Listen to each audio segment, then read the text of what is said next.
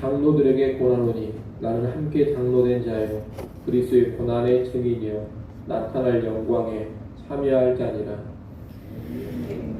하나님의 양무리를 지되 억지로 하지 말고 하나님의 뜻을 따라 자원함으로 하며 더러운 이득을 위하여 하지 말고 기꺼이 하며 맡은 자들에게 주장하는 자세를 하지 말고 양무리의 본이 되라. 그리하면 목자장이 나타나실 때에 시들지 아니하는 영광의 관을 얻으리라. 젊은 자들아 이와 같이 장로들에게 순종하고 다 서로 겸손으로 허리를 동이라. 하나님은 교만한 자를 대적하시되 겸손한 자들에게는 은혜를 주시느니라. 그러므로 하나님의 능하신 손 아래에서 겸손하라. 때가 되면 너희를 높이시리라. 너희 염려를 다 주께 맡기라. 이는 그가 너희를 돌보심이라. 근신하라 깨어라. 너희 대적 마귀가 우는 사자같이 돌아다니며 삼킬 자를 찾나니 너희는 믿음을 굳건하게 하여 그를 대적하라. 이는 세상에 있는 너희 형제들도 동일한 고난을 당하는 줄을 알미라. 모든 은혜의 하나님 곧 그리스도 안에서 너희를 부르사 자기의 영원한 영광에 들어가게 하시니가 잠깐 고난을 당한 너희를 친히 온전하게 하시며 굳건하게 하시며 강하게 하시며 털을 견고하게 하시리라. 본능이 세세 무궁하도록 그에게 있을지어다. 아멘. 내가 신실한 형제로 많은 실로아노로 말미암아 너에게 간단히 써서 권하고 이것이 하나님의 참된 은혜임을 증언하노니 너희는 이 은혜에 굳게 서라. 택하심을 함께 받은 바벨론에 있는 교회가 너희에게 무난하고 내 아들 마가도 그리하느니라. 너희는 사랑의 입맞춤으로 서로 무난하라. 그리스도 안에 있는 너희 모든 이에게 평강이 있을지어다. 아멘. 오늘 본문은 교회의 장로들과 젊은 자들 그리고 이어서 모든 성도에게 주는 권면을 다루고 있습니다. 먼저 5장 1절부터 4절까지는 교회 장로들에게 주는 권면입니다. 1절에 보면 장로들에게 권한다 그럽니다. 장로들이란 오늘날 목사와 같은 교회의 지도자들을 말하는 겁니다. 그런데 사도 베드로는 장로들을 언급하면서 나는 함께 장로된 자요 그리스도의 고난의 증인이요 나타날 영광에 참여할 자라고 하면서 자신에 대한 소개를 덧붙이고 있습니다. 베드로의 이 자기 소개는 그저 베드로 자신을 소개하기 위한 목적이 아닙니다. 이 말은 교회 지도자들인 장로들의 정체성을 확립시켜주는 그런 말입니다. 다시 말하면 장로들이 어떤 사람들인가를 말하기 위해서 베드로가 자기 이야기를 하고 있다는 겁니다. 베드로는 사도입니다. 사도란 예수님께서 직접 파송한 지도자들로서 교회에 허가되는 최고 권위자들, 최고 지도자들입니다. 이 사도는 독특한 직분으로 처음에 복음이 전해지고 교회가 세워지는 그 시기에만 있었던 직분입니다. 그런데 이런 사도인 베드로가 교회 장로들을 향해서 뭐라고 하느냐? 나는 너희와 함께 장로된 자다. 그렇게 말하고 있습니다. 사도인 자신과 교회의 지도자들을 한 묶음으로 간주하고 있다는 겁니다. 이 말은 교회의 장로들이 사도와 같은 급의 사람들이라는 뜻은 아닙니다. 다만 교회를 지도하는 장로들이 그만큼 권위를 가지고 있고 사도적인 역할을 교회 안에서 감당하고 있다는 의미입니다. 이를 보면 교회의 지도자들은 함부로 무시할 사람이 아니라는 것을 알 수 있습니다. 사도는 아니지만 사도적인 권위를 가지고 있는 사람들이 교회의 지도자들인 것입니다. 베드로가 자신을 소개하는 또 다른 표현인 그리스도의 고난의 증인이라는 말은 교회의 지도자들이 감당해야 될 사명을 가르쳐 줍니다. 사도들처럼 장로들도 그리스도의 고난의 증인으로 살아가는 것입니다. 다시 말하면 십자가의 복음을 증거하는 것이 교회 장로, 교회 지도자들의 책임입니다. 맨 마지막 표현인 나타날 영광에 참여할 자는 장차 누릴 영광을 알려줍니다. 사도 베드로는 장차 나타날 영광에 참여할 자입니다. 교회의 지도자들인 장로들 역시 그러하다는 겁니다. 이처럼 베드로는 교회 장로들, 곧 지도자들이 사도적인 권위를 가지고 있고 사도들과 같이 십자가 복음의 증인 역할을 하고 장차 영광을 누릴 사람들이라는 것을 알게 하려고 자신에 대한 소개를 덧붙이고 있는 겁니다. 이런 장로들에 대한 본격적인 권면이 2절, 3절, 4절입니다. 교회의 장로들은 영적으로 보자면 양을 치는 목자들인데 양무리를 치는 것과 연관해서 몇 가지 권면을 먼저 하고 있습니다. 일종의 목양의 자세를 말하는 것인데 2절, 3절에 보면 세 가지 목양의 자세가 나와 있습니다. 첫째는 억지로 하지 말고 하나님의 뜻을 따라 자원함으로 하라는 겁니다. 하기 싫은데 책임이나 직분을 맡았기 때문에 억지로 하는 것이 아니라 자원하는 마음으로 목양을 하라는 겁니다. 둘째, 더러운 이득을 위해 하지 말고 기꺼이 하라고 합니다. 돈을 목적으로 목양하지 말라는 겁니다. 특히 기꺼이 하라는 이 말은 단순히 자원한다라는 의미를 넘어서서 열정적으로 하라 이런 뜻을 가지고 있습니다. 교회 지도자들은 돈 때문에 사역하는 것이 아니라 사역 그 자체의 가치를 알고서 열정적으로 임하라는 겁니다. 셋째, 맡은 자들에게 주장하는 자세를 하지 말고 양무리의 본이 되라고 합니다. 성도들 위해 군림하면서 성도들을 부려먹으려고 하지 말고 오히려 모든 면에 앞장서서 본이 되는 모습으로 목양을 하라는 겁니다. 이상의 권면은 한마디로 말하면 선한 목자가 되라는 겁니다. 예수님께서 선한 목자이셨던 것처럼 교회 장로들도 선한 목자로 사역을 해야 합니다. 이렇게 사역할 때 주어지는 결과가 4절입니다. 목자장이 나타나실 때 시들지 아니하는 영광의 관을 얻는다는 겁니다. 이 말은 목자장이신 예수님의 재림하실 때 영원한 영광을 얻는다는 뜻입니다. 교회의 지도자들이 선한 목자로 사역에 간다면 재림의 날에 그 선한 사역의 대가로 시들지 아니하는 영광, 영원한 영광을 누리는 겁니다. 여러분, 교회 사역을 하면서 돈이나 밝히고 인간적인 권력이나 탐하려고 하면 결코 영광을 얻지 못합니다. 돈 욕심 없이 겸손하게 본이 되는 모습으로 사역에 갈 때에 주님께 인정을 받고 큰 영광을 받아 누리는 겁니다. 그러니 교회 지도자들은 주님 오시는 날에 영원한 영광을 사모하면서 선한 목자로 교회를 돌아보고 교회 성도들을 잘 목양해 갈 수 있어야 되겠습니다. 5절 말씀은 젊은 자들에게 주는 권면입니다. 5절에 보면 젊은 자들아 이렇게 되어 있습니다. 이것은 단지 교회 안에 젊은 청년들만을 가리키는 표현이 아닙니다. 앞서 권면한 장로들과 비교해서 젊은 자들이라고 하는 겁니다. 그러니 이 젊은 자들은 청년을 포함해서 교회의 지도자인 장로들의 지도를 받는 모든 성도들, 모든 회중들이다 이렇게 이해할 수가 있겠습니다. 그러면 장로, 지도자의 지도를 받는 교회 성도들을 향해서는 뭐라고 권면을 하느냐? 두 가지 권면을 하고 있습니다. 하나는 장로들에게 순종을 하라고 합니다. 성도들은 지도자에게 순종해야 될 의무가 있다는 겁니다. 그러니 말씀으로 가르치고 지도하는 그런 지도자들에게 성도들은 순종할 수 있어야 할 것입니다. 물론 이 말은 맹목적인 순종을 말하는 것은 아닙니다. 성도들은 분명히 분별력이 있어야 합니다. 지도자가 바른 가르침을 주고 있는지, 바른 권면, 바른 지시를 하고 있는지 분별할 줄 알아야 합니다. 그런 분별 가운데 지도자가 바른 가르침을 주고 바른 권면, 바른 명령, 바른 지시를 내린다면 순종을 해야 한다는 겁니다.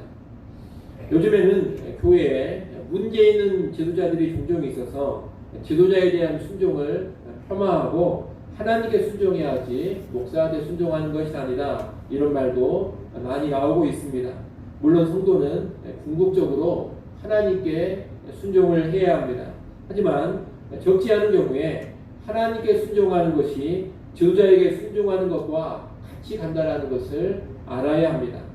바르게 말씀을 가르치고 말씀으로 바른 권면, 바른 지도를 하는 지도자에게 불순종하는 성도가 어찌 하나님께 순종할 수가 있겠습니까? 그런 맥락에서 지도자에 대한 불순종은 곧 하나님을 향한 불순종이 될 수가 있습니다. 그래서 옛날 성도들은 목사님 말씀이 하나님 말씀이다 그렇게 말하면서 목사님 말씀에 순종을 했던 겁니다. 목사의 말이 하나님 말씀이다 이 말이 절대적인 말이 되어서는 안 됩니다. 한계가 분명히 있는 말입니다. 하지만 이 말은 목사가 선한 목자요 말씀을 바로 전하고 가르치는 참된 목사라는 조건이 있을 때에는 분명히 맞는 말입니다. 그런 조건 아래에서는 목사의 말이 곧 하나님 말씀이 되는 겁니다. 여하튼 지도자와 회중의 관계에서 회중의 책임은 뭐냐? 순종하는 책임이라는 것을 우리는 분명히 알아야 되겠습니다. 이를 잘 알고서 분별력을 가지시되 지도자에 대한 순종의 책임, 순종의 의무를 잘 감당하는 우리 성도님들이 될 수 있기를 바랍니다. 또 하나 성도들을 향한 분면은 뭐냐? 다 서로 겸손으로 허리를 동일하는 겁니다. 성도들 사이에 서로서로 겸손하게 행하라는 분면입니다. 성도들 간에 자기를 높이는 교만으로 행하면 안 됩니다. 하나님은 교만한 자를 대적하시고 겸손한 자들에게 은혜를 주십니다. 이를 알고 성도들은 자기보다 다른 성도들 더 낮게 여기면서 겸손으로 행할 줄 알아야 합니다. 그럴 하나님의 은혜를 받는 겁니다. 이어지는 6절부터 11절까지 말씀은 장로와 회중을 포함한 장로와 젊은 자들을 포함한 모든 성도에게 주는 권면입니다. 베드로가 모든 성도를 향해서 권면을 하고 있는데 이 성도들은 지금 심한 핍박, 환난, 고난 가운데 있는 성도들이라는 것을 우리가 먼저 알아야 되겠습니다. 이런 성도들을 향해 베드로는 먼저 어떤 권면을 하느냐? 하나님의 능하신 손 아래에서 겸손하라고 합니다. 6절 말씀을 여러분 한번 읽어보십시오. 6절 말씀 읽습니다. 그러므로 하나님의 능하신 손 아래에서 겸손하라. 때가 되면 너희를 높이시리라. 아멘. 이 성도들은 지금 핍박을 당하고 있습니다. 억울한 일도 많이 당합니다. 그러나 전능하신 하나님의 손 아래에서 겸손할 줄 알아야 합니다. 모든 환난, 핍박, 고난에 겸손하게 대응을 해야 한다는 겁니다. 환난, 핍박이 있다 해서 핍박자들을 향해 분노와 폭력으로 맞서고 핍박하는 자들을 어떻게든 타도하려고 거칠게 움직여서는 안 됩니다. 겸손한 모습으로 온유하게 대응해 가야 합니다. 전능하신 하나님께서 이제 때가 되면 핍박 당하는 자들을 높여 주실 것입니다. 영광을 누리게 하신다는 겁니다. 7절 말씀은 6절과 동떨어져 있는 말씀이 아닙니다. 7절은 6절과 원래 연결되어 있는 말씀입니다. 헬라어 원문으로 보면 7절은 6절을 위한 방편입니다. 7절을 통해서 6절의 삶이 나오는 겁니다. 7절은 무슨 내용입니까? 우리를 돌보시는 하나님께 모든 염려를 맡겨버리라는 겁니다. 환난과 핍박 중에도 하나님은 반드시 자기 백성을 돌보십니다. 교회를 지켜주십니다. 극심한 환난 핍박 가운데서도 자기 백성을 보호하시고 양육하시고 인도해 가신다는 겁니다. 그러니 그 돌보아 주시는 하나님을 신뢰하고서 하나님께 모든 염려를 다 맡기라는 겁니다. 그래야지만 환난과 핍박의 상황에서 겸손하게 온유함으로 살아갈 수가 있는 겁니다. 걱정과 염려가 앞서버리면 불안한 나머지 환난 핍박 앞에서 인간적인 방법을 동원하기 쉽습니다. 우리의 힘으로 환난이나 핍박에 맞서 싸우려고 합니다. 이러다가 교회가 망해버리는 것은 아닌가, 이러다가 교회가 다 몰락해버리는 것은 아닌가, 이런 생각에 빠져서 인간적인 힘을 동원하고 핍박자들을 향해서 무리수를 두기도 하는 겁니다. 그런데 그런 식으로 나가지 말라는 겁니다. 하나님이 주권자가 되시고 하나님이 돌보아 주시니 모든 염려를 하나님께 맡겨버리라는 겁니다. 그래야지만 환난과 핍박 앞에서 겸손하게 행할 수가 있다는 겁니다. 이를 잘 기억하시고 환난과 핍박이 있을 때, 교회를 향한 어떤 부당한 대우가 있을 때, 세상이 교회를 공격하고 몰아세울 때 하나님만을 의지하면서 겸손한 반응을 보일 수 있기를 바랍니다. 절대 인간적인 방법으로 또는 어떤 인간의 힘을 과시하는 방향으로 폭력적인 방식으로 나가면 안 됩니다. 하나님을 바라보면서 겸손하게 반응하는 우리가 되어야 되겠습니다. 또 하나의 분면은 8절부터 11절에 나오는데 깨어 마귀를 대적하라는 겁니다. 환난의 때에 대적 마귀는 우는 사자같이 두루다니며 삼킬 자를 찾고 있습니다. 깨어있지 않으면 환난의 때에 믿음이 나약해지고 마귀에게 삼킴을 당할 수가 있는 겁니다. 그러니 신앙적으로 힘들고 어려울 때, 환난 핍박이 있을 때 성도들은 더욱더 근신하고 깨어 있어야 합니다. 믿음을 굳게 해서 마귀를 대적해야 됩니다. 사실 환난 핍박에 가장 배후에 있는 존재는 누구냐? 이 마귀입니다. 겉으로는 세상이 핍박을 하는 것 같고 어떤 사람이 핍박을 하는 것 같습니다. 국가가 핍박을 하는 것 같습니다. 하지만 그 모든 핍박의 배후에는 마귀가 있는 겁니다. 왜 핍박합니까? 믿음의 사람들을 삼키기 위해서 핍박을 하는 겁니다. 그래서 베드로는 뭐라고 권면합니까? 마귀를 대적하라고 권면하는 겁니다.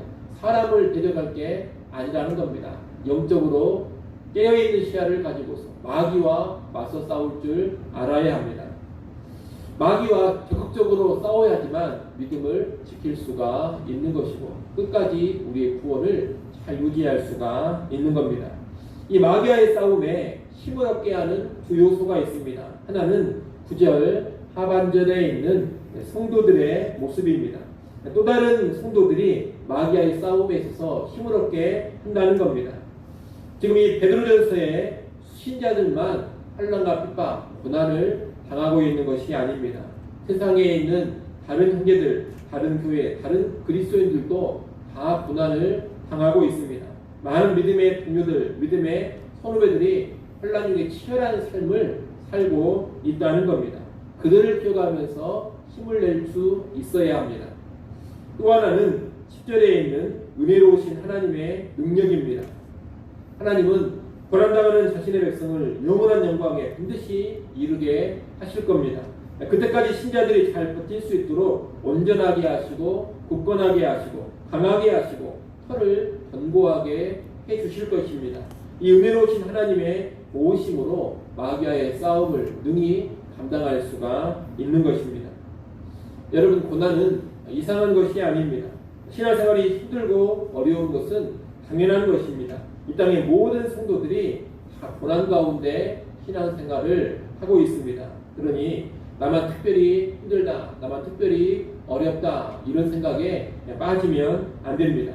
나도 마귀와 싸우며 신앙생활을 감당해야 되는데 다른 성도들도 다 너와 똑같이 이런 힘든 신앙생활을 하고 있다, 이런 인식을 가져야 합니다. 나도 당연히 성도의 일원으로서 환난 핍박당하고 마귀와 맞서 싸워야 한다, 이런 모습을 가져야 한다는 겁니다. 그리고 하나님이 도우신다는 것도 우리가 꼭 기억을 해야 합니다. 내 힘만 가지고 싸우는 게 아닙니다. 내가 내 믿음을 지켜가는 것이 아닙니다. 능력의 하나님, 은혜의 하나님께서 반드시 도와주십니다. 택한 백성이 최후 승리를 얻게 해주신다는 겁니다. 그 하나님의 은혜와 능력을 힘입어서 우리는 마귀와 능히 싸울 수가 있습니다.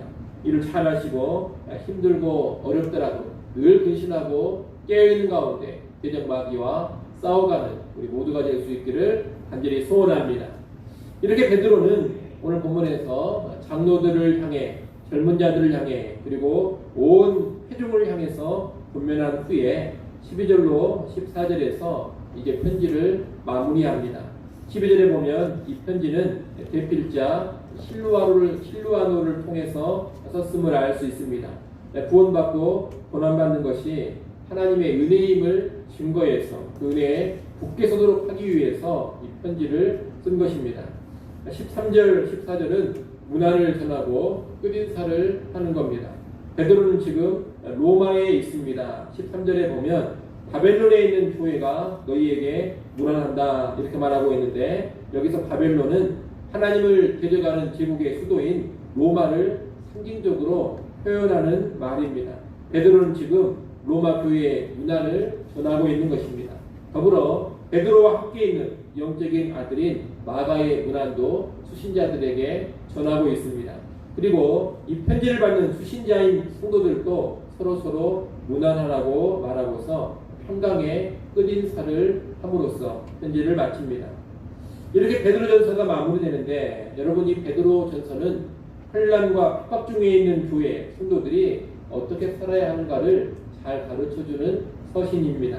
베드로전서의 내용을 여러분 잘 기억하면서 살아가시기를 바라고, 특별히 환난 핍박이 있을 때, 신앙으로 인해서 많은 어려움을 겪을 때 이 베드로전서로 돌아가서 많이 묵상하시면서 힘과 위로를 받을 수 있기를 간절히 소원합니다. 기도하겠습니다.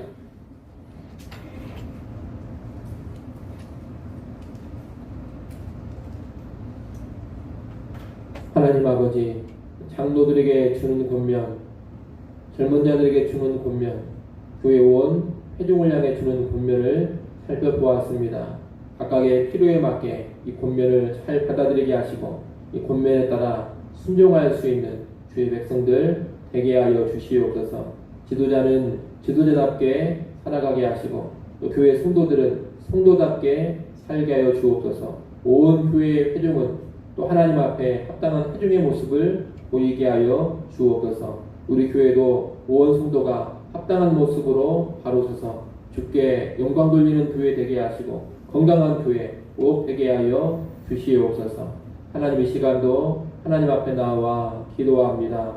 아버지 하나님, 우리를 긍휼히 여겨 주시옵소서. 오늘 이 시간도 우리의 연약함과 무능함을 철저히 고백하며 하나님을 바라보고 하나님을 의지합니다.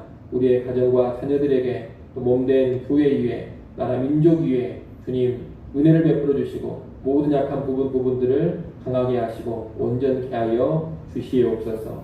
오늘 하루 살아갈 때에도 늘 주님과 동행하게 하시고 하나님 안에서 평강을 누리게 하여 주옵소서. 예수님의 이름으로 기도드리옵나이다. 아멘.